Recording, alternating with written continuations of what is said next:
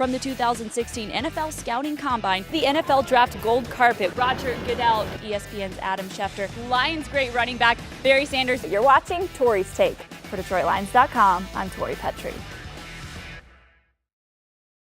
It looked like the offense was clicking better today than it has in previous weeks, especially getting some of those deep shots in there. What was different about the offense today? I think we just executed better. We are here in Chicago for the draft, and right behind me is the red carpet where draft prospects will be taking their first steps towards their NFL future. Of course, the Lions are picking at pick number 16 this year, and anything can happen. We talked to some NFL Network analysts yesterday to see what they thought the Lions might do. Just before we started talking, you ran over there to say hello to number 81. What has it been like playing with him through this season? It's been awesome. Ziggy, what a feast for you today. 3.5 sacks. What was working for you so well out there? All right, first of all, happy Thanksgiving. The Lions' offensive line was going up against the Steelers' 3-4 defense when they're used to going up against their own 4-3 defense back here in Allen Park. Taking that a step further, both the Bears and the Packers run 3-4 base defenses, so the practice week was a good rehearsal for a scheme that they'll see a lot of in their division. Very appropriate Olympics reference there. Thank you for that, Mike.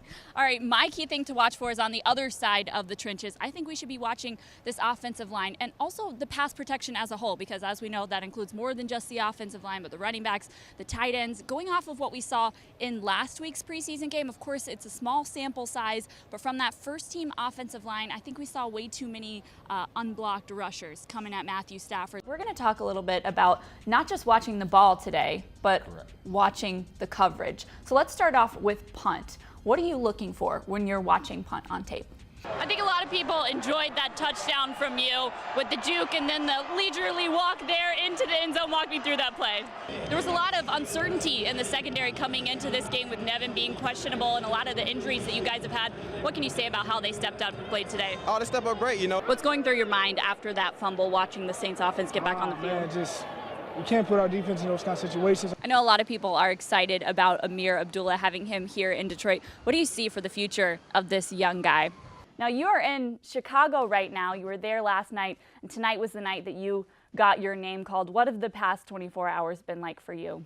We can't have this conversation without bringing up Calvin Johnson. People are inevitably going to make that comparison. How will you deal with coming in and playing after a guy like that leaves? Yeah, and I definitely understand that. You said that you wanted to get to know people in the building before you started making all those kinds of decisions. How much will you factor in what the players think on the coaching staff and what they want moving forward into your decision? What did it take to convince you to leave basketball and come out onto the football field? It took a lot.